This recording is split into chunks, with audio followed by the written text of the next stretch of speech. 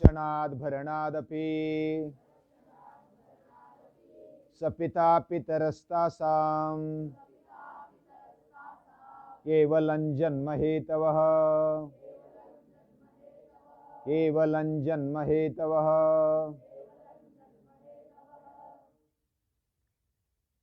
पितामह भीष्म वह पितामह की तरह यानी दादा की तरह सभी का पालन पोषण करते हुए वह अपना जीवन व्यवहार कर रहे हैं।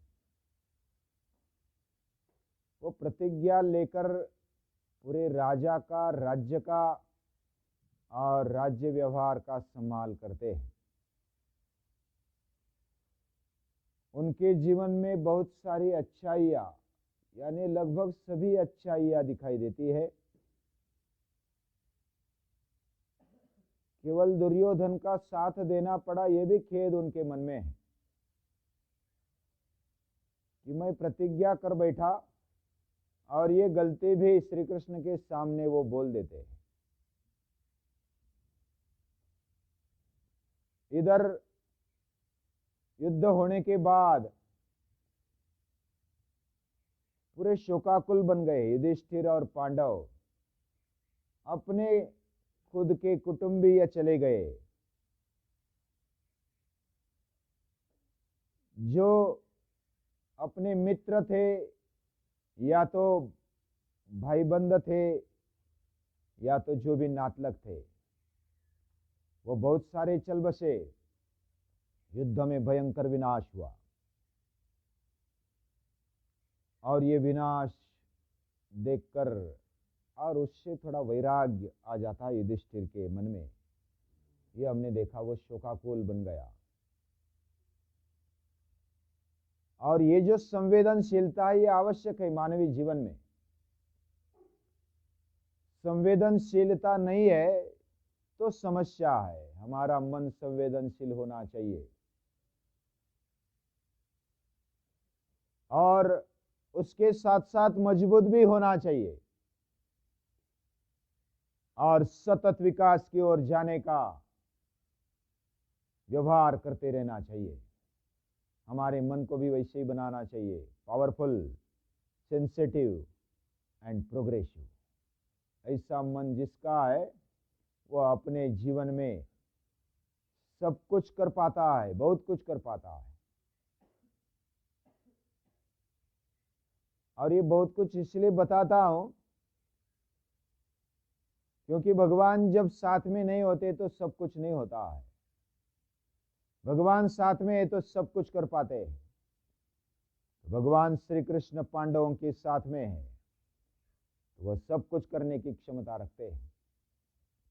तो श्री कृष्ण के आग्रह पर युधिष्ठिर और पांडव हस्तिनापुर चले आते हैं। उधर सब विधिवत सिंहासन पर बिठाकर युधिष्ठिर को सम्राट बनाया जाता है, राज्य पद दिया जाता है। और उसके बाद अपना कर्तव्य समझे इसके लिए श्री कृष्ण और वेदव्यास जी प्रयासशील है। युधिष्ठिर श्री कृष्ण से चर्चा कर रहे हैं और वो चर्चा करते करते, संवाद करते करते श्री कृष्ण मग्न हो जाते अपने ही ध्यान में।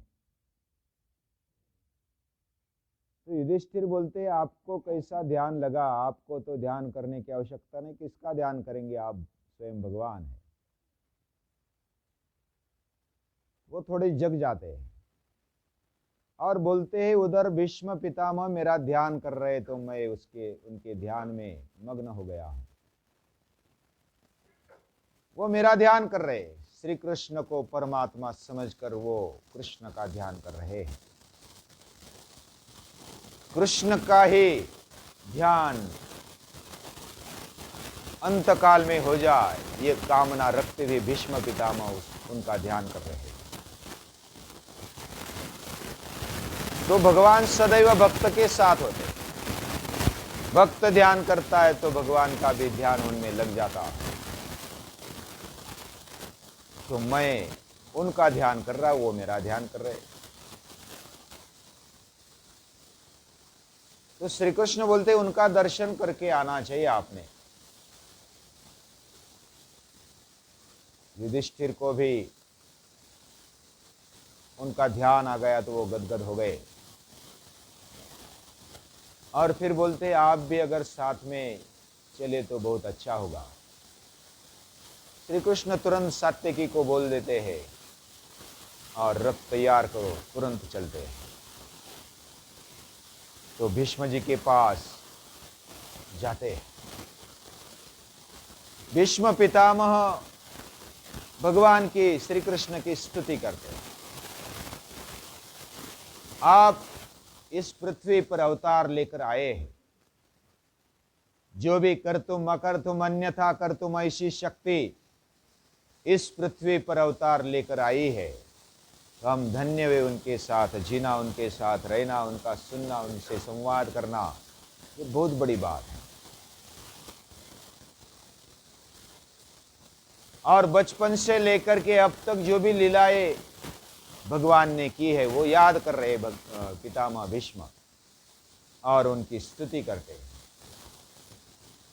और ऐसी बहुत सारी स्तुति भीष्म पितामह करते हैं, और श्री कृष्ण का वंदन करते हुए वो पड़े हैं, शरशैया पर पड़े हैं, फिर भी गर्दन झुकाते हुए नमस्कार करते हैं। फिर भीष्म जी जब भगवान का स्मरण करते हैं, उनका चित्त लगा हुआ था, तो वह कृष्णमय बन गए।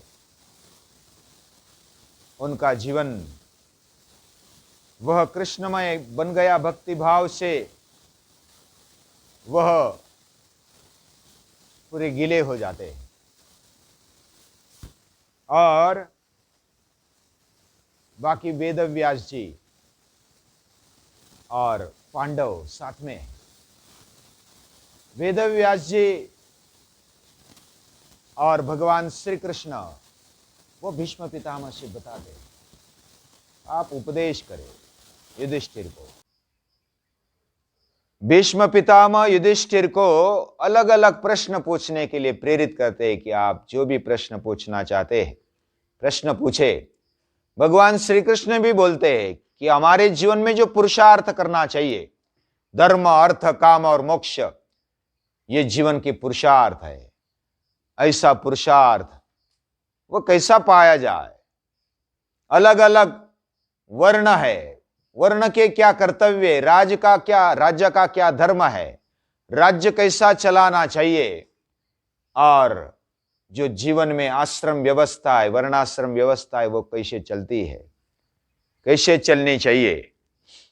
ये पहले तो अभ्यास हुआ ही था, लेकिन फिर भी बारकाई से बार बार उसको जब अध्ययन किया जाता है तो वो पक्का बुद्धि में बैठ जाता है, और ये सहज स्वभाव बनता है। बार बार क्यों अभ्यास करना चाहिए? क्योंकि हमारा जीवन ये आदत के आदी होता है। जब हम सुबह उठने के आदी नहीं है तो नींद आ जाती है, आलस्य आ जाता है। मालूम है कि आलस्य नहीं करना चाहिए, ये ज्ञान है। बुद्धि और व्यवहार में जब फर्क पड़ता है तो जीवन में संकट आ जाते हैं, तकलीफ हो जाती है। तो हमारे शरीर को, हमारे जीवन में ऐसी आदतें डाले, हमारी इंद्रियों को ऐसी आदतें डाले जो सही हो, और वो शरीर या तो इंद्रिय, हमारा मन आदत का आदी होता है, उसको लगन लग जाती है, उसी की लगन लग जाती है, व्यसन लग जाता है।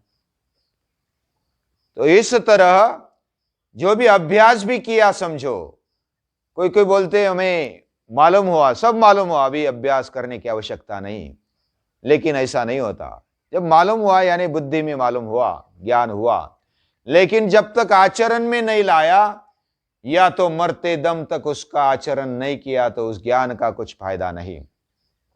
ज्ञानम भार क्रिया बिना, वो क्रिया जब तक नहीं होती है, कर्म जब तक सातत्यपूर्ण नहीं होता है, तो उस ज्ञान का कुछ उपयोग नहीं है, वो भार है। तो इस प्रकार भीष्म पितामह को जब प्रेरणा दे दी या तो आदेश दे दिया भगवान श्री कृष्ण ने, तो भीष्म पितामह बता रहे, एक एक बात को बता रहे कि राजा कैसा होना चाहिए। राजा ने प्रजा को अपना मानकर रक्षण करना चाहिए, अपने प्रजा यानी पुत्र जैसा व्यवहार करना चाहिए। सपिता पितरस्तासाम केवलम जन्म हेतु, बाकी जो पितर है वो केवल जन्म हेतु के है, और जो प्रजा का रक्षण करना और भरण पोषण करना ये राजा का कर्तव्य है। और कर्तव्य पालते पालते जितेंद्रिय होकर, निरपेक्ष रहकर और धष्टपुष्ट बलशाली रहकर और बड़े प्यार से प्रजा का पालन करना चाहिए, उसका रक्षण करना चाहिए। जब ऐसा कर्तव्य राजा निभाता है तो राजा सच्चा राजा माना जाता है। राजा अगर भोग विलासी बनता है, इंद्रियों में फंस जाता है, तो वह संकुचित बन जाता है, प्रजा उसके विरुद्ध उठ जाती है और प्रजा भी और बाकी लोग भी उसको गाली दे देते हैं। भले पहले सामने नहीं देंगे, लेकिन बाद में या तो पीछे पीछे गाली देने लगते हैं। राजा के मन में शुद्ध भाव हो, शुद्धता हो, शुद्ध प्रेम हो, ऐसा शुद्ध प्रेम वह बांटे, प्रजा का ध्यान रखे, और सभी ने अपना अपना कर्तव्य करना चाहिए। सभी मंत्रियों को या तो सभी नागरिकों को सम्मान दे, राजा भी सम्मान दे, उनके लेवल का सम्मान मिलना ही चाहिए। केवल कुछ शासन करते समय हुकूमत करना और सिंहासन पर बैठना, यही सिर्फ अलग है, बाकी तो सब प्रजा और पूरे मंत्री संतरी एक ही जैसे हैं। केवल कोई ना कोई मार्गदर्शन करने वाला या तो कुटुंब का कोई ना कोई प्रमुख होना चाहिए, इसके कारण राजा राजा बना है। वह केवल आज्ञा देने के लिए या तो हुकूमत करने के लिए नहीं है, लेकिन अगर हुक्म छोड़ने की आवश्यकता है तो राजा हुक्म करे, एक क्षत्रिय राज्य हो। तो इसलिए व्यवस्था के लिए राज्य व्यवस्था खड़ी होती है, और ये राजधर्म भीष्म पितामह बता रहे हैं।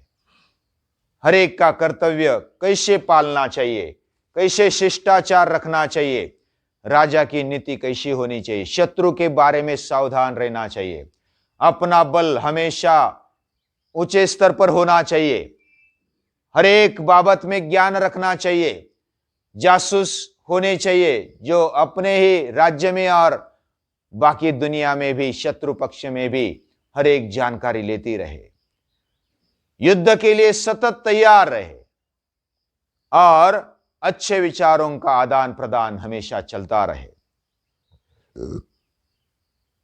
और कैसे राजा हो, कैसी प्रजा हो, ये बात धीरे धीरे और बहुत ही सामान्य शांत होकर भीष्म पितामह बताते हैं। राजा की नीति क्या होनी चाहिए, स्वयं राज्य के बारे में, खुद के राज्य के बारे में विदेश नीति क्या होनी चाहिए, अर्थव्यवस्था कैसी चलनी चाहिए, मंत्रियों का व्यवहार कैसे होना चाहिए, उनको सम्मान कैसे देना चाहिए, सेवक भी वह कैसे होने चाहिए, सेवक भी जब अतिरेक हो जाता है तो सेवकों को उनका स्थान, उनका कर्तव्य का भान दिलाना चाहिए। ऐसे अलग अलग कर्तव्यों को वो बताते हैं। सेवकों को इतना स्थान और इतना विनोद उनके साथ न करे कि वो आपको सम्मान न दे। सेवकों के मन में आपके लिए सम्मान हो, वो बना रहे, इसलिए आपको उसी लेवल पर आपको बने रहना है।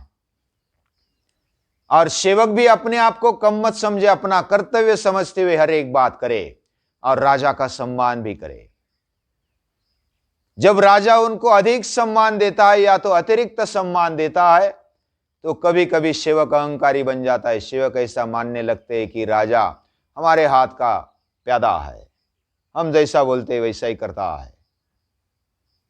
तो ऐसा भी ना हो कि वो आपको ही प्यादा बना डाले। तो ये सीरियसनेस आप में होना चाहिए, गंभीरता आप में होनी चाहिए। कोई भी विनोद पर हंसी मजाक आपके लिए योग्य बात नहीं है। तो ऐसी ऐसी छोटी बातें बताते हैं, अलग अलग चरित्र बताते हैं। कैसे राजा मानधाता कैसा हुआ, पृथु कैसा हुआ, उसके नाम से पृथ्वी बनी हुई है। उन्होंने पूरे प्रजा का पालन किया, प्रजा में छोटे से लेकर बड़ों तक, और सभी सृष्टि में छोटे छोटे पौधों से लेकर प्राणियों से लेकर बड़े बड़े पर्वत, नदियां, नाले, पानी पीने की व्यवस्था और सभी आरोग्य की, स्वस्थता की व्यवस्था राजा करे। राजा अपने कर्तव्य में दक्ष रहे। भीष्म जी ने ऐसे चारों ओर से वर्ण और आश्रमों की व्यवस्था बताई, और ऐसा राज्य चलाना ये राजा का कर्तव्य है। राजा निष्पृह हो, वह संन्यस्त जीवन जिए, वह कर्तव्य समझकर अपना काम करे और बिल्कुल ढिलाई मत बरते। फिर भी संन्यस्त रहे, वैरागी जीवन हो, और फिर भी एक एक बात को ध्यान में रखते हुए कर्तव्य समझकर उसको निभाए। इस प्रकार एक एक बात बताई। सर्वसाधारण धर्म क्या है, राजधर्म क्या है, उसकी महत्ता क्या है, और मानधाता कैसे राजा हुए, फिर पृथु कैसे राजा हुए, अलग अलग राजधर्म और आश्रमों का, उनके धर्म का और चारों पुरुषार्थ का वर्णन भीष्म पितामह करते हैं। हमारा जीवन किस लिए है? राजधर्म निभाते निभाते अपने जीवन को भी मत भूलना। धर्म, अर्थ, काम और मोक्ष, इसके लिए सतत जागृत रहना। और जब बाद की प्रजा सक्षम हो जाए, अपने ही पुत्र सक्षम हो जाए, तो उनको सौंप कर फिर बाकी जीवन संन्यस्त जीवन जिए। ऐसा उपदेश किया है। बहुत सारा है, हमने शॉर्टकट में देखा। आगे भी क्या क्या होता है वो हम सुनेंगे, लेकिन आज के लिए इतना ही।